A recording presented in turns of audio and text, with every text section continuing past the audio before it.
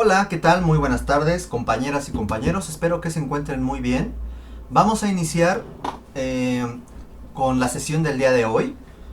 Dentro de la última unidad, que es el Porfiriato y los procesos de modernización en México, de 1876 a 1911, ya habíamos platicado anteriormente qué era el Porfiriato, cuál era el contexto social, económico, cultural, político. Recordamos cuáles son estas etapas arquitectónicas en el México del siglo XIX, en el México decimonónico. Vimos la técnica constructiva de ese entonces, los avances técnicos, etcétera. El día de hoy vamos a comenzar a revisar el desarrollo arquitectónico del Porfiriato, específicamente en la Ciudad de México, aunque veremos otros casos fuera de la Ciudad de México, pero nos vamos a centrar en la Ciudad de México como caso de estudio. Platicaremos sobre qué son las colonias modernas, la vivienda urbana, y platicaremos sobre el mobiliario urbano, los monumentos, etcétera. ¿Ok? En la pantalla ustedes pueden ver esta fotografía que pertenece al Palacio Cantón de Mérida en el famoso Paseo Montejo, allá en Mérida, Yucatán. Podemos observar esta rica ornamentación y el movimiento visual que vamos a encontrar en la plástica de este edificio, en donde podemos ver un lenguaje clásico por las pilastras con unos capiteles, parece ser corintios o compuestos, no alcanzo a identificar claramente, molduras, hay ciertos denticulados, hay ciertos medallones, hay unos almohadillados, unas balaustradas.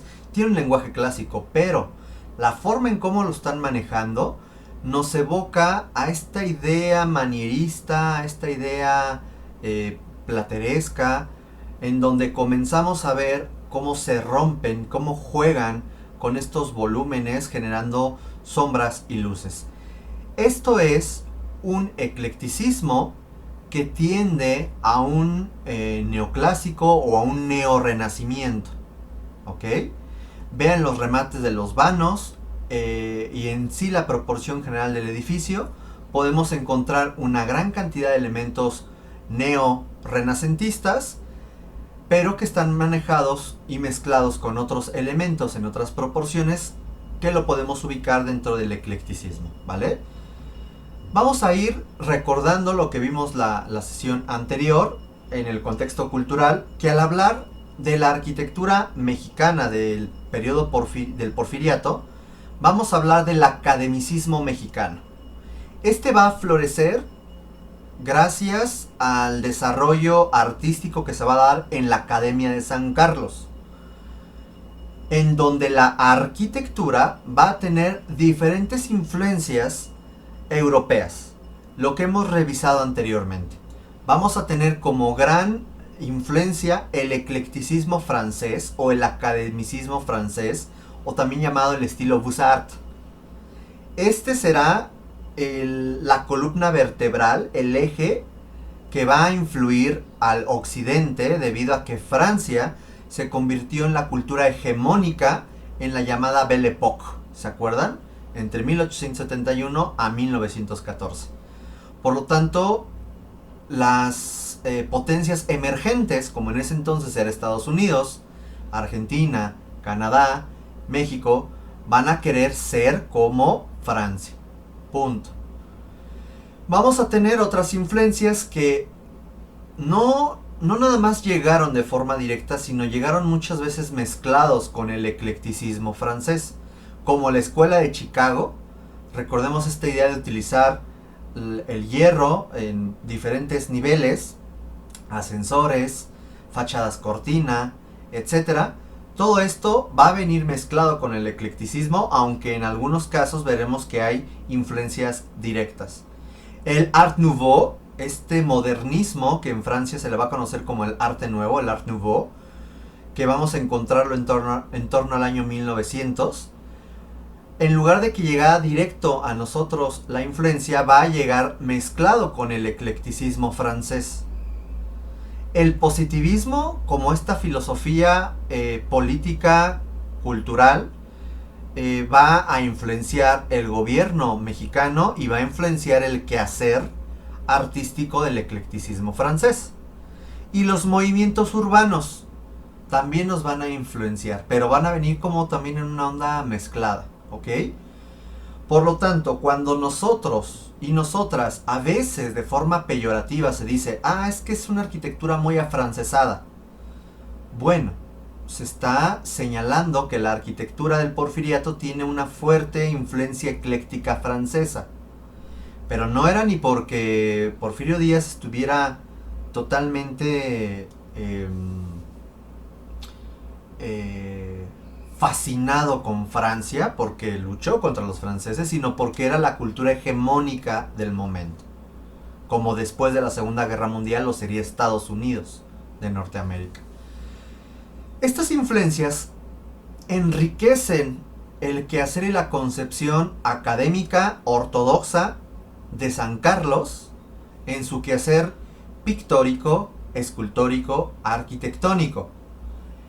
Y vamos a encontrar, por lo tanto, que la arquitectura del academicismo mexicano tendrá una síntesis de estilos que van a ir desde los neoclásico, neorrománico, neogótico, neomudéjar, neobizantino, neo. Vamos a encontrar la cabida de todos estos neos mezclados. ¿Ok? Disculpen ese ruido, no sé, creo que son de esas motos chiquitas, o no sé por qué son ese ruido feo. Vamos a encontrar una simetría estricta, con esta idea del positivismo en donde hay un rigor en la composición, en el orden. Vamos a encontrar en las composiciones simetría y un rigor compositivo. Vamos a incluir el hierro y el vidrio en las estructuras y se va a buscar algo que ya desde el periodo de Maximiliano se había buscado, que era lo nacional. ¿Qué es lo nacional?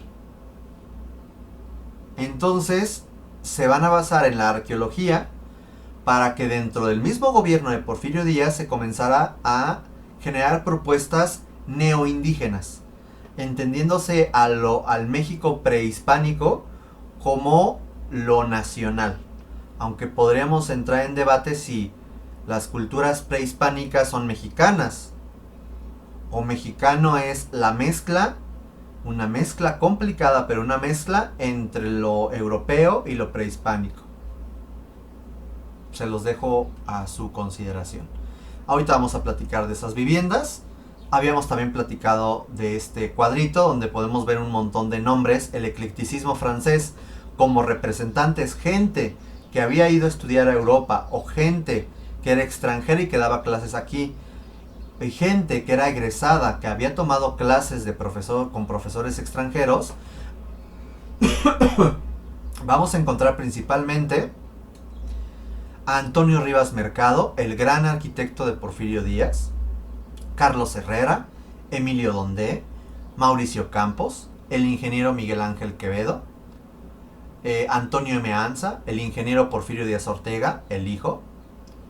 Extranjeros, Silvio Contri, Adamo Boari, Émile Bernard, Paul Beauvois, Ernesto Brunel, Lemon Sancordes y Louis Long. Mientras que como representante del Art Nouveau encontramos a Adamo Boari, que también podemos encontrar que era un eclecticista francés. Bueno, aunque él era italiano.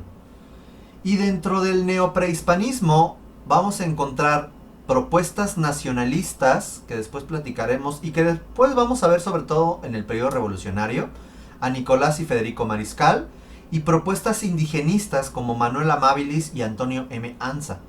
Este último que también tenía obra ecléctica. ¿Ok? Y por ello vamos a encontrar edificios de los cuales vamos a hablar después. La siguiente sesión hablaremos de obra pública, de estas grandes obras del Estado que comienzan a desarrollarse. ¿Ok? Primero, ¿qué onda con la ciudad? La ciudad era esta, 1875, una ciudad con un corte muy virreinal. La idea de la traza en damero. Vamos a encontrar en la parte central lo que es el llamado Zócalo capitalino con su catedral y Palacio Nacional en esta parte, en la parte vaya, poniente, oriente. En la parte oriental, gracias, vamos a encontrar las calles, con esta calle, que era Plateros, hoy día Madero, que te llevaba a la Alameda Central, y prácticamente la Alameda Central de origen virreinal era pues, prácticamente ya las afueras de la ciudad. Vean cómo sobre lo que antes era... es que ya le cambiaron el nombre a esa calle. Puente de Alvarado, creo que ahora ya le llaman Calzada México Tenochtitlán o no sé qué. Esta calzada, vean cómo tenía ciertas construcciones. Encontramos por aquí lo que sería una central de trenes, lo que después conformaría Buenavista.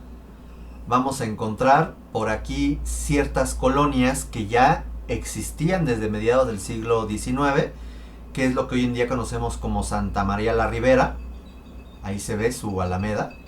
Y encontramos esta otra colonia que se llamaba la Colonia de los Arquitectos, que era una antigua hacienda, que era propiedad de la Escuela de San Carlos, de la Academia de San Carlos, con la idea de que ahí fuera una casa, un country club, que también fue algo que se comenzó a desarrollar en el Porfiriato, clubes campestres o casas de campo para los arquitectos, sus profesores y alumnos, ¿ok? Encontramos por aquí ya la famosa glorieta del Caballito, donde está esta vialidad virreinal que es Bucareli, y esta vialidad que es el Paseo de la Emperatriz, que surge con el gobierno de Maximiliano de Habsburgo. Propiamente lo que es Insurgentes no existía, habían ciertos tramos, pero vean cómo de pronto como que desaparecía, volvía a aparecer, no estaba propiamente Insurgentes. Y toda esta parte que es San Lázaro, aquí todavía vemos agua, esto es lago. Entonces todavía no estaba de seco esa región. ¿Okay? Podemos ver cómo comienza a verse el incipiente crecimiento de la Guerrero, de la colonia Buenavista, etc. Resulta que la ciudad va a buscar cambios a partir de tres principales influencias. Las modificaciones del Barón de Haussmann, que es una influencia francesa, que buscaba remates, calzadas con remates y generar recorridos, ¿ok? Las propuestas británicas de Howard, en donde encontramos la ciudad jardín, que la ciudad jardín nos hablaba de cómo zonificar la ciudad, generando que el transporte férreo e industrial se encontrara a las afueras de la ciudad, la industria se encontrara a las afueras de la ciudad, y que al centro de la ciudad se encontrara áreas verdes, se encontraran la vivienda, el comercio, los edificios de gobierno, ¿ok? Y en Estados Unidos tendríamos esta idea de la ciudad bella, que se estaba generando por ejemplo, en Washington. Esta idea de jardines, hacer paseos, grandes áreas vegetales, etc. Estas influencias llegan a nuestro país y comienzan a quererse implementar. Vamos a tener dos principales promotores extranjeros, Edward Walter Orrin y el ingeniero Lewis Lamb, que Orrin fue muy conocido porque era un payasito, y él trabajó en el gran circo Teatro Orrin. Este payasito, bueno, pues era el jefe, pero le gustaba ser un payaso. Ok, entonces, esta idea del circo, podemos ver aquí una postal donde se veía este circo que tuvo varias ubicaciones. Una de ellas es donde hoy en día está el Teatro Blanquita, sobre lo que es Eje Central, muy cerca o prácticamente enfrente de lo que hoy en día es Garibaldi. ¿Vale? Si esto es República del Perú, Garibaldi anda por acá. Eso quiere decir que este circo se ponía por acá, el circo Orrin. Walter Orrin, británico, junto con el ingeniero Lewis Lamb, comenzaron a ser promotores para el crecimiento de la ciudad. Y es así como surgen nuevas colonias. Propiamente la primera colonia, o las primeras dos colonias, se le llama colonia a estas unidades habitacionales fuera de la Ciudad de México. Las dos primeras unidades habitacionales o colonias sería la colonia Santa María la Ribera y propiamente la más vieja, la colonia de los arquitectos, que hoy en día se conoce como la colonia de San Rafael. Aquí podemos ver esta tablita de colores en donde podemos ver estas manchas nos indican el crecimiento. Vean cómo hay un crecimiento sobre lo que es la calzada de la Emperatriz, hoy Reforma, y sobre lo que sería Insurgentes, ¿ok? Podemos ver en este mapa como todo lo que está en color amarillo era la traza original o el crecimiento original de la ciudad virreinal. Y vean cómo hay un crecimiento hacia el poniente, surponiente, poniente-surponiente, generando nuevas trazas. Por ejemplo, la colonia Roma tiene nombres, sus calles tienen nombres de ciudades. Se dice que eran las ciudades que visitó el Circo Orrín. En cambio, en ciudades como en colonias como la colonia Juárez, que es el que está en azul, tienen nombres de ciudades extranjeras. Se dicen que eran las influencias que tuvo el Circo Orrín. Se dice. Pero es importante el saber por qué de pronto tienen nombres de ciudades del extranjero o aquí de pronto estados de la República. Bien, para poder comenzar esto, dejen nuevo la cámara para que ustedes puedan ver. Tenemos la primera colonia, que es la colonia San Rafael, en verde, que fue llamada de los arquitectos en el año de 1857. Eso quiere decir que mientras estaba la guerra de reforma, comenzó a construirse en esta antigua hacienda la colonia de los arquitectos. Fíjense, con esta idea de que fuera un espacio para los arquitectos de la Academia de San Carlos, que además se fijan que daba como pues derechito, ¿no? Vean.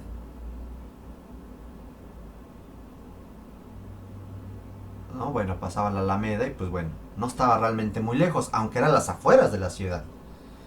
Vamos a encontrar que el auge será en 1891, cuando ya se le llama San Rafael y comenzamos a ver muchísima obra ecléctica. Encontraremos la colonia de Santa María la Ribera de 1861, que es esta que estamos viendo aquí, donde encontraremos también arquitectura ecléctica.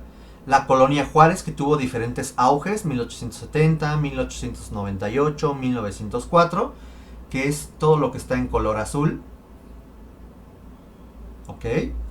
Hoy en día está la zona rosa, etc. La colonia Tabacalera, que fue muy conocida aquí, porque justamente siguiendo como remate lo que hoy en día es Madero, lo que hoy en día es Juárez. Vean, sin querer ahí esa línea, que es un error que tiene aquí mi tablet.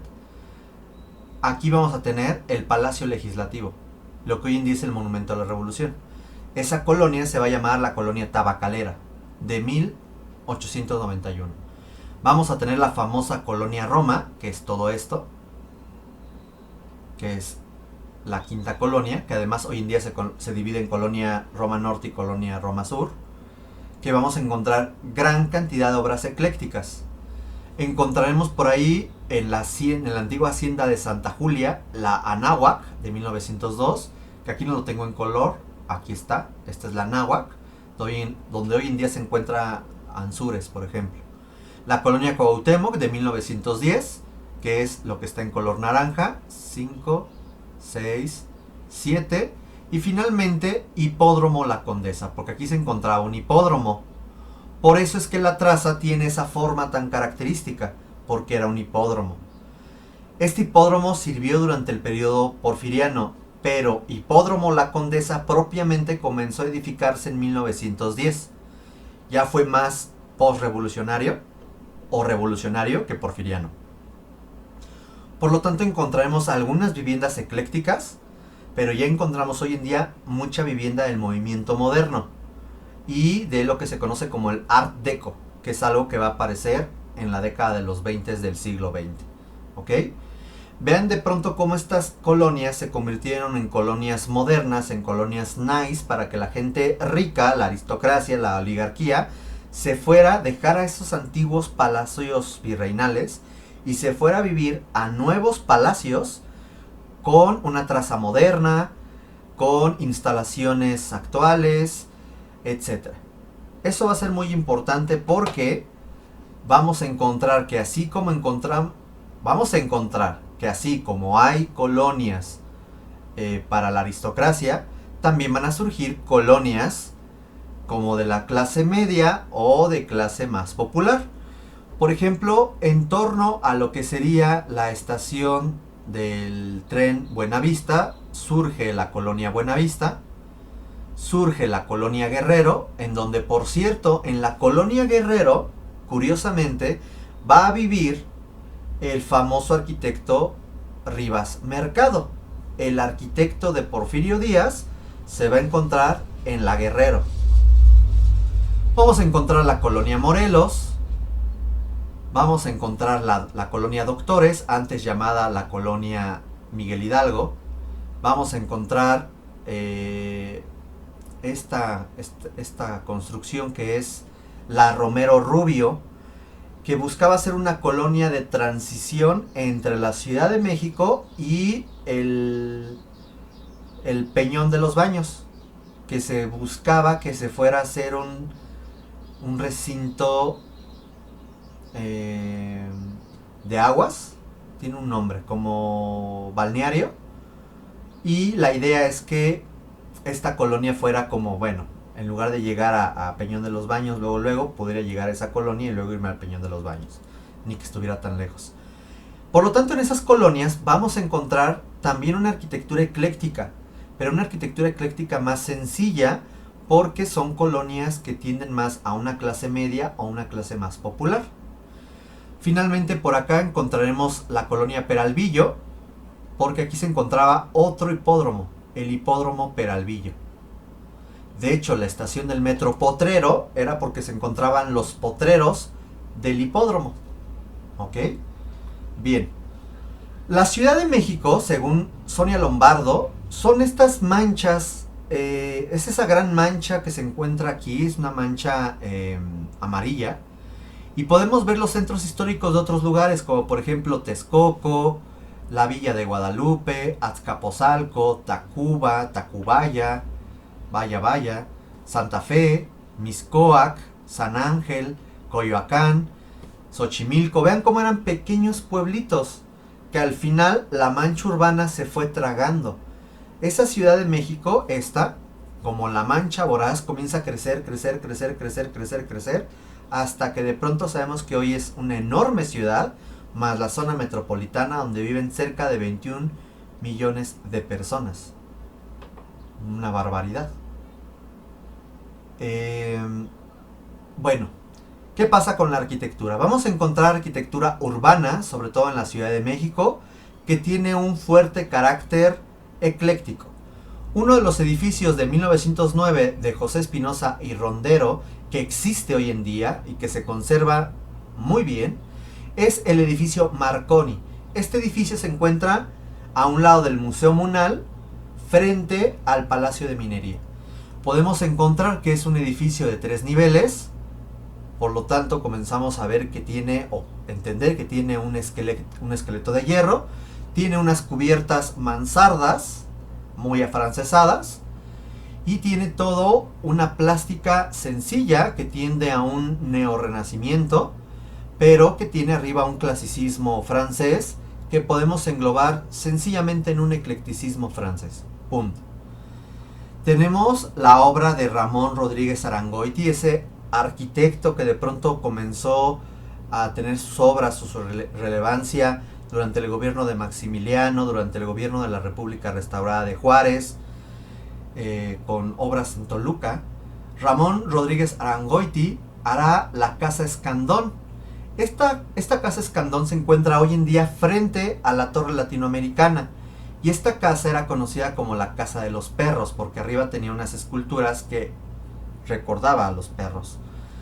Esta construcción es muy interesante porque tiene un lenguaje muy clásico, como de un palacio neoclásico, o un palacio, mejor dicho, renacentista. Esta portada nos recuerda un tanto a las propuestas de Palladio. Se generaba una terraza con estas columnas y en la parte de abajo un pórtico con estos arcos.